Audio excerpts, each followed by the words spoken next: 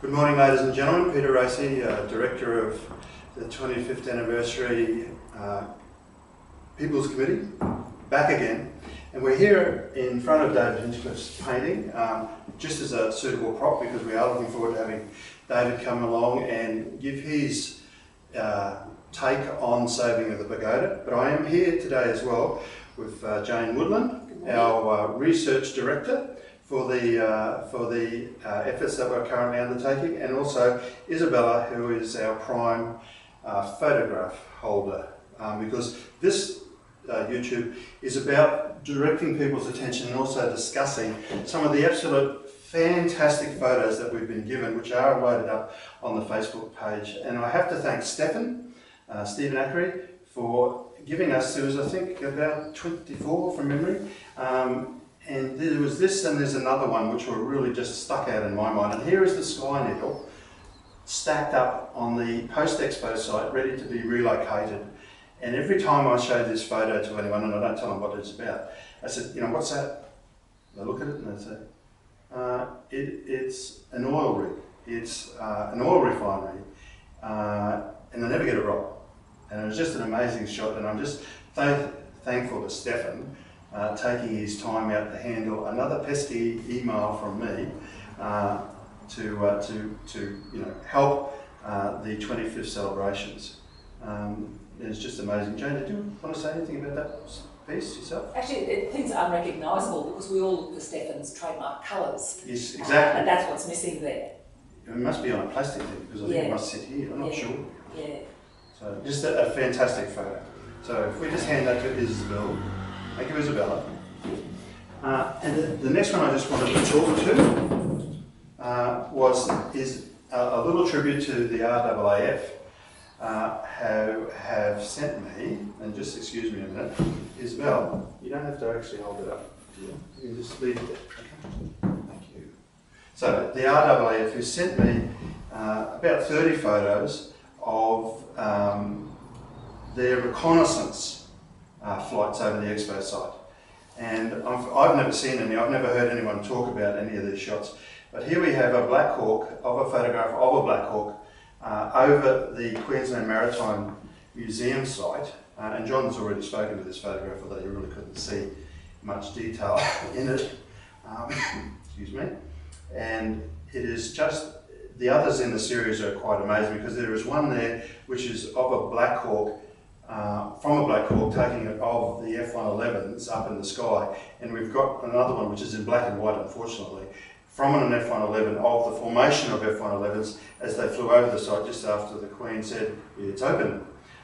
So thank you very much, the RAAF, Amberley based. It is just so great that you sourced out those photos for us. And Jane, just what is your take on that one? Look, it brings back memories of certainly how Brisbane was at Expo, but if you think about how it looks now and the changes that have happened, this is St Lawrence's School, and that would be blocked now by the New Market Children's Hospital. The Maritime Museum's still there, and I think that's Forceful, isn't it? Forceful's still there. Only just. They need funds for that urgently. And the Carpentaria. Yeah, which is now at the back. Yep. And we've got here now the new boardwalk and restaurant area. So Peter, whereabouts do you think the Goodwill Bridge would cut over? It goes over about exactly here. About here. Yeah. So certainly some changes if we compare today's landscape to this one. And the last one I just wanted to talk to. I'll just put it on the ground, Isabel. And the last one I just wanted to talk to is about Morningstar. Now here it is, coming out of its packing crate on the Expo site with the circular saw, Isabel, just leave it, with the circular saw cutting apart the packing crate, and that piece is now centred and focused just in front of the Queensland Parliament House, and it was put there by Sally Ann because she wanted dignitaries who were visiting Brisbane, who were going to be walked around the parliamentary precinct, to be able to walk out on the new extension that they put on at the time, which I'm not quite sure exactly what the formal term is for it, and to be able to look out upon the gardens and see an internationally recognised art piece. And trees have done the visioning. because you can't see nothing.